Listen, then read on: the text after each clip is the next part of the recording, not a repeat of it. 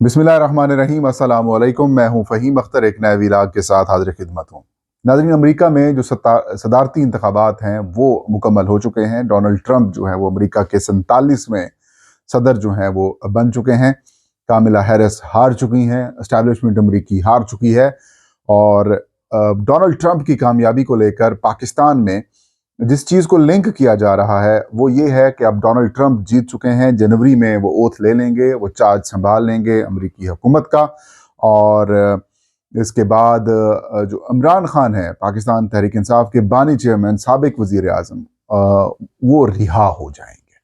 इस बात को लेकर हुकूमत को खदशा है, खौफ तो है कि डोनाल्ड ट्रंप की पॉलिसीज़ जो हैं वो डिफरेंट हैं, जो बाइडन की पॉलिसीज़ डिफरेंट हैं। हमारी हुकूमत और ताकतवर हल्के इस बात को लेकर बैठे हुए थे कि वॉर इकॉनमी के ऊपर हम दोबारा जाएंगे, अफगानिस्तान में लड़ाई होगी, पैसे आएंगे, डॉलर्स आएंगे, कहानी चलेगी। उसमें रिशफल हो रहा है। लेकिन आज के व्लॉग में हम बताएंगे कि बराह रास्त डोनाल्ड ट्रंप के आने से जो फौरी तौर पर खान साहब की रिहाई कैसे मुमकिन हो पाएगी, और डोनाल्ड ट्रंप को कौन मजबूर कर सकता है, या फिर कौन कहेगा, और कौन इस वक्त आलमी रहनुमा है जो इमरान खान की गिरफ्तारी, इमरान खान की जेल में उनको कैद रखना, उनको हुकूमत से हटाना, जिसको वो समझते हैं कि ये मेरे ऊपर एक कर्ज है जिसको मैं दूर करूँगा। क्या इनसाइड स्टोरीज हैं वो बताएंगे। और इमरान खान ने अडयाला जेल से खौफनाक पैगाम दिया है army chief general Syed Asim Munir को, अदलिया को और ताकतवर हल्कों को खौफनाक पैगाम दिया, और आवाम को पैगाम दिया कि आप तैयारी करें और फैसला कौन तहरीक जल्द, इमरान खान कहते हैं, शुरू करेंगे। आगाज वही खबर जिसके ऊपर इस वक्त पाकिस्तान के तमाम मेन स्ट्रीम मीडिया के ऊपर डिस्कशन चल रही हैं कि अमरीकी सदर डोनाल्ड ट्रंप आ चुके हैं, नए सदर मुंतखब हो चुके हैं। लेकिन कमाल है अमेरिका की रियासत का, अमेरिका के सिस्टम का। अमेरिका में जिस तरीके से इलेक्शंस हुए, कहीं कोई लड़ाई झगड़ा नहीं हुआ, कहीं पर कोई ना तो देगें बांटी गई हैं, ना बिरयानी बांटी गई है, ना तो किसी किस्म की कोई रिगिंग की शिकायत सामने आई हैं। पुरअमन पुरसकून अंदाज में पोलिंग हुई, और जो इक़्तिदार की मुंतकली है वो अब अपने मराहिल में है। हारने वाले हार तस्लीम कर चुके हैं, जीतने वाले खुशियां मना रहे हैं। लेकिन अगर अमरीकी इस्टेब्लिशमेंट की जो मुदाखलत भी थी वो भी किसी हद तक थी। अमरीकी मीडिया, मेन स्ट्रीम मीडिया जो है, वो जो लिबरल मीडिया जिसे कहा जाता है, उसकी तमाम तर कोशिशों में नाकामी के बावजूद डोनाल्ड ट्रंप को बतौर सदर तस्लीम कर लिया गया है। गो कि अब उनकी माजी की चीज़ें लाई जा रही हैं, माजी की पॉलिसीज़ का कंपैरिजन किया जा रहा है। लेकिन इसमें कोई शक नहीं है कि जो मुखालफीन हैं उन्होंने डोनाल्ड ट्रंप को अपना सदर तस्लीम कर लिया है।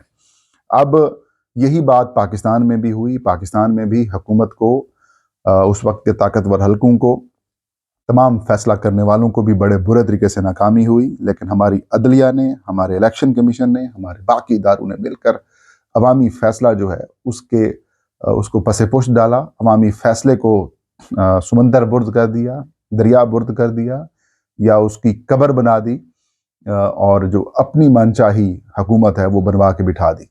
उसका इम्पैक्ट ये है कि अब पाकिस्तान न 30 में है न 13 में है, न पाकिस्तान इधर का है न पाकिस्तान उधर का है, और दुनिया भर में बदकिस्मती से पाकिस्तानी जमहूरियत जो है वो एक मजाक बनकर रह चुकी है। और कंपैरिजन तो बहुत सारे और हो सकते हैं। अदालती कंपैरिजन हो सकता है, इलेक्शन कमीशन का कंपैरिजन हो सकता है, वहाँ के सिस्टम का कंपैरिजन हो सकता है, आइन का कंपैरिजन हो सकता है, इलेक्शंस का हो सकता है, वहाँ पर जमहूरी रवैयों का कंपैरिजन हो सकता है, हुकूमत पोजीशन का हो सकता है, सियासी जमातों का हो सकता है, अवामी रवैयों का हो सकता है। लेकिन जो पाकिस्तान ने लीड ली, जिससे मेरे ख्याल में डोनाल्ड ट्रंप हो, या फिर अमरीकी अवाम हो, या अमरीकी जो इसे कह सकते हैं सियासत हो, उसमें पाकिस्तान की रिफ्लेक्शन इस हद तक तो ज़रूर आई है किस तरीके से आप ताकतवर हल्कों को, एस्टैब्लिशमेंट को हरा सकते हैं। और एक डाउनफॉल जो एस्टैब्लिशमेंट का है वो शुरू हो चुका है। लेकिन इस बात को लेकर पाकिस्तान के अंदर बड़ा शोर मचाया जा रहा है कि डोनाल्ड ट्रंप के आने के बाद इमरान खान की फौरी रिहाई मुमकिन हो जाएगी, और एक टेलीफोन आएगा और इमरान खान रिहा हो जाएंगे। तो बराह रास्त तो ऐसा कोई नहीं आएगा, लेकिन इसका इम्पैक्ट आएगा। ज़ाहिर है डोनाल्ड लू की पॉलिसीज़ चल रही थी पाकिस्तान में, साउथ एशिया रीजन से मुतालिक उनकी पॉलिसीज़ चल रही थी, जो बाइडन की, और वो सारा जो सेक्रेटरी ऑफ स्टेट हैं वो सारे मामला देख रहे थे। साइफर के मामले में भी उन्हीं का नाम आया। پاکستان کے جو امریکہ میں سفیر تھے اسد مجید، ان سے بھی ملاقات ہوئی، پھر معاملات شروع ہوئے، تحریک عدم اعتماد آئی، اور پھر عمران خان جب رشیا میں کے دورے پر تھے تو وہاں پر یوکرین اور رشیا کی وار شروع ہوئی، اور اس کے بعد جیسے ہی عمران خان صاحب پاکستان واپس آتے ہیں تو عمران خان صاحب کو وزارت عظمیٰ سے بے دخل کر دیا جاتا ہے، تحریک انصاف کو حکومت سے ہٹا دیا جاتا ہے، اور پھر مولانا فضل الرحمان کا وہ بیان ابھی تک آن ریکارڈ موجود ہے جس میں وہ کہتے ہیں کہ آرمی چیف اس وقت کے اور جو ڈی جی آئی تھے انہوں نے کہا تھا کہ تحریک عدم اعتماد لائیں، تو پھر تحریک عدم اعتماد لائی گئی۔ تو ان ڈاٹس کو کنیکٹ کریں تو سمپل بات ادھر جاتی ہے۔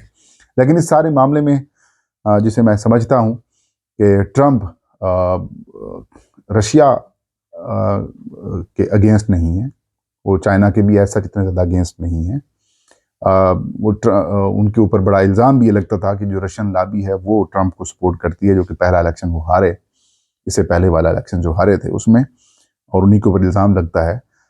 تو جو سب سے زیادہ خائف ہے، غصہ ہے، پریشانی ہے، یا جسے آپ کہہ سکتے ہیں کہ جس بات کو فیل کیا جاتا ہے عالمی لیڈران میں سے کہ عمران خان کا جو ان کے ملک کا دورہ تھا اس کے بعد عمران خان کو حکومت سے بے دخل کیا گیا، یا پھر ان کے خلاف جو سازشیں ہیں وہاں سے شروع ہوئیں، وہ پیوٹن ہے، ولادیمیر پوٹن، جو کہ رشیا کے صدر ہیں، اور وہ یہ سمجھتے ہیں کہ یہ جو ساری حرکت کی گئی، یہ سارا کام کیا گیا عمران خان صاحب کے دورہ روس کے بعد سارے معاملات خراب ہوئے ہیں، اور پھر عمران خان اینٹی وار ہیں، وہ چاہتے ہیں کہ جو حل ہے وہ مذاکرات کے ذریعے ہو، اور جو جنگیں ہیں وہ نہیں ہونی چاہیے۔ عمران خان یہ سمجھتے ہیں، ڈونلڈ ٹرمپ نے بھی آتے ہی سب سے پہلے یہی اعلان کیا کہ جنگ نہیں کریں گے، جنگ کے ہم خلاف ہیں، جنگیں ختم کریں گے اور معاملات بہتر کریں گے۔ جو بائیڈن کی انتظامیہ میں جو معاملات خراب ہوئے پاکستان اور افغانستان کے، وہی پاکستان ہے جس نے افغانستان کے بحالی کے لیے، افغانستان کی امداد کے لیے OIC وزراء خارجہ کی کانفرنس کروائی، اور بھی عالمی فورمز سے رجوع کیا، پاکستان نے رجوع کیا، پاکستان مسلسل دفتر خارجہ ہو یا پھر وزیر اعظم آفس ہو، مسلسل اس وقت افغانستان میں ہیومینٹیرین کرائسس کے حوالے سے اعلام کرتا رہا، لوگوں کو بتاتا رہا۔ وزیر اعظم عمران خان جو تھے وہ مسلسل اپنی ڈیمانڈ کرتے رہے کہ جو عالمی مالیاتی ادارے ہیں یا پھر جو ممالک ہیں وہ افغانستان کی رقوم دے تاکہ وہاں پر ہیومینٹیرین کرائسس پیدا نہ ہو سکے، ایک لینڈ لاک کنٹری ہے۔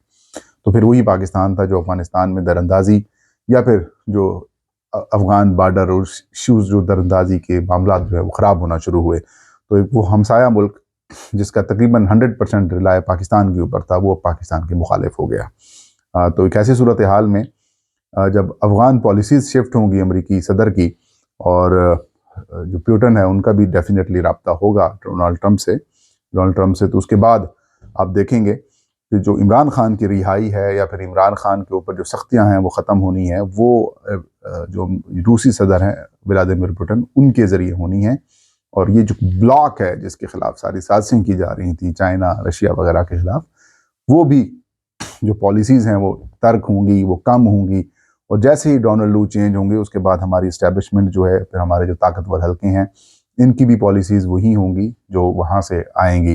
یہ ایک بدقسمتی سے یہ ایک حقیقت ہے، لیکن عمران خان چاہتے ہیں، عمران خان سمجھتے ہیں کہ جو ڈونلڈ ٹرمپ ہیں وہ کم از کم جو بائیڈن کی طرح نہ ہوں بلکہ وہ نیوٹرل رہیں۔ انہوں نے کہا کہ جو ڈونلڈ ٹرمپ ہیں جو 47ویں امریکی صدر بنے ہیں، ان کی جیت جو ہے وہ پاکستان کے لیے خوش آئند ہے، اور انہوں نے امید ظاہر کی ہے کہ صدر ٹرمپ کم از کم نیوٹرل ہوں گے، جو بائیڈن کی طرح نہیں ہوں گے، جنہوں نے باجوہ کی طرح یا باجوہ کی طرف سے حسین حقانی کو استعمال کر کے جو میرے خلاف لابنگ کی گئی ہے اس پر انہوں نے یقین کیا، اور امید ہے کہ وہ ان کی جو پچھلی حکومت کی پالیسیز ہیں ان سے تھوڑا سا ڈیفر کریں گے، اور انہوں نے کہا کہ میری رہائی کا معاملہ امریکہ سے نہیں بلکہ پاکستان میں ہی مکمل ہوگا۔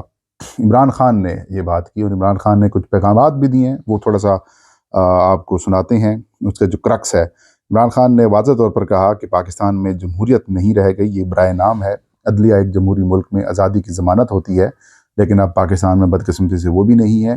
پاکستان میں صرف انتخابات سے جمہوریت نہیں آتی، حقیقی جمہوریت کے لیے صاف شفاف انتخابات، آزاد عدلیہ، قانون کی بالادستی اور احتساب کا ہونا ضروری ہوتا ہے، ورنہ انتخابات کا ڈھونگ تو ڈکٹیٹرز بھی رچاتے رہے ہیں۔ انہوں نے کہا کہ ملک میں میڈیا پر مکمل طور پر سینسرشپ ہے، اور اس وقت حکومت نے آئین میں ترمیم کر کے سپریم کورٹ پر قبضہ کر لیا ہے۔ یہ جو مرضی اب ناانصافیاں اور ظلم کریں، اب ان سے کوئی نہیں پوچھے گا۔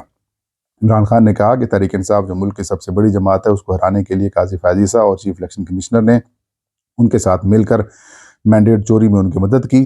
انہوں نے جو پاکستان کے عوام کے مینڈیٹ پر ڈاکہ مارا، اس کو بچانے کے لیے انہوں نے یہ ساری قانون سازی اس غیر آئینی پارلیمان، غیر آئینی صدر، غیر آئینی وزیر اعظم اور اس فارم 47 کے پیداوار نظام کو استعمال کر کے آئینی ترامیم کروائی ہیں، اور اس قانون سازی کا مقصد صرف پاکستان کے عوام کے حقوق کو سلب کرنا ہے۔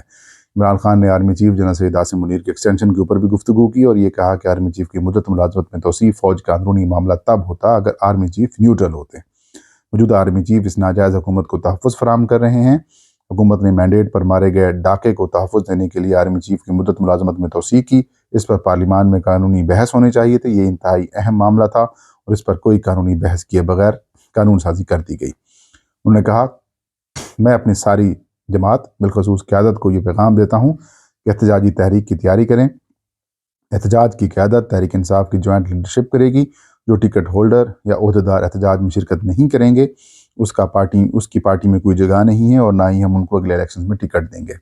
عمران خان نے کہا کہ میں قوم کو پیغام دیتا ہوں کہ اپنے حقوق اور آزادی کے لیے قربانی دینی پڑتی ہے۔ آپ سب کو حقیقی آزادی اور آزاد عدلیہ کے لیے کھڑا ہونا پڑے گا۔ ڈنڈے کے زور پر یہ حکومت نہیں چلائی جا سکتی۔ میں پچھلے 16 ماہ سے جیل میں ناحق قید ہوں۔ اگر ہم آج ان کے سامنے نہیں کھڑے ہوں گے تو پاکستان میں جمہوریت کا مکمل طور پر خاتمہ ہو جائے گا۔ میں سمجھتا ہوں کہ غلامی سے موت بہتر ہے۔ یہ مجھے ملٹری کورٹس میں لے جانا چاہتے ہیں تو لے جائیں، میں اس کے لیے بھی تیار ہوں، لیکن ان کی غلامی قبول ہرگز نہیں کروں گا۔ انہوں نے کہا کہ میری 2 بہنوں کو بھی جیل میں ڈالا گیا، ایک بہن کا بیٹا 1.5 سال سے ملٹری جیل میں ہے۔ میں خود ہر قربانی کے لیے تیار ہوں۔ اس کے علاوہ عمران خان نے کہا کہ میں اپنی 2 غلطیاں تسلیم کرتا ہوں کہ جنرل باجوہ کی ملازمت میں توسیع دینا میری سب سے بڑی غلطی تھی، اور کمزور اتحادی حکومت لینے کے بجائے مجھے دوبارہ انتخابات کروانے چاہیے تھے۔ عمران خان نے ایک اور خوفناک پیغام یہ بھی دیا کہ میں ملک سے کسی صورت نہیں بھاگوں گا۔ میرا نام مستقل طور پر ایگزٹ کنٹرول لسٹ میں ڈال دیں۔ میں نے باہر نہیں جانا۔ پہلے نواز شریف باہر گیا، اب اس کی بیٹی بھی باہر چلی گئی۔ بیرون ملک علاج انتہائی مہنگا ہے، اور ان کا سارا ٹبر خاندان باہر بیٹھا ہوا ہے۔ ان کی جائیدادیں اور ان کے پیسے ملک سے باہر ہیں۔ اگر میں نے نواز شریف اور زرداری کی طرح چوری کی ہوتی تو ڈیل کر کے ملک سے بھاگ گیا ہوتا۔ تو یہ بڑا واضح 2 ٹوک عمران خان صاحب کا پیغام آیا ہے۔ انہوں نے یہ گفتگو کی ہے جیل میں، جو بدقسمتی سے ٹی وی چینلز، اخبارات کے اندر نشر شائع نہیں ہوتی۔ اب تحریک انصاف نے یہ فیصلہ کیا ہے کہ بانی پی ٹی آئی کی جو بھی گفتگو ہوا کرے گی، وکلاء جو ہیں وہ تحریک انصاف کے میڈیا سیل کو آگاہ کیا کریں گے، اور پھر میڈیا سیل جو ہے وہ عمران خان کے یا پھر پاکستان تحریک انصاف کے جو سوشل میڈیا پیجز ہیں وہاں پر یہ جو ان کی گفتگو ہے وہاں پر وہ نشر کیا کریں گے۔ تو حالات بڑے ٹیکنیکلی آخری سٹیج کے اوپر جا رہے ہیں۔ میں پہلے بھی کہہ رہا ہوں کہ نومبر یا پھر مڈ آف نومبر یا پھر اینڈ آف نومبر اور آغاز دسمبر میں آپ کو پورے پاکستان میں تھرتلی سی مچتی ہوئی جو ہے وہ دکھائی دے گی۔ یہ تھا آج کا ویلاگ۔ فہیم اختر کو اجازت دیجیے۔ اللہ ہم سب کا حامی ناصر ہو۔